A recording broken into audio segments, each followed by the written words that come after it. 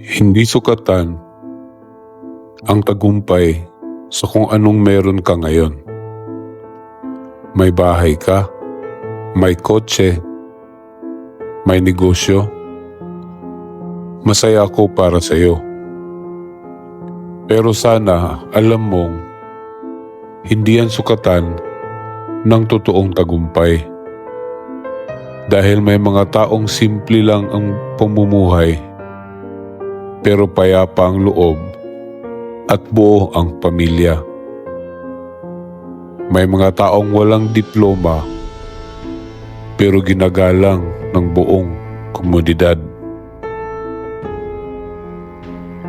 At may mga taong walang-wala pero hindi kailanman nawalan ng respeto sa sarili.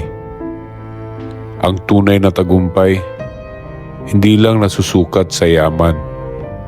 Nasusukat yan sa kung paano mo ginamit ang buhay mo para maging liwanag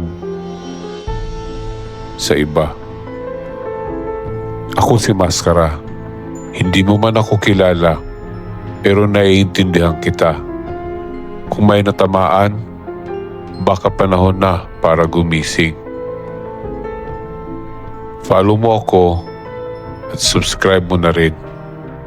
Hanggang sa muli.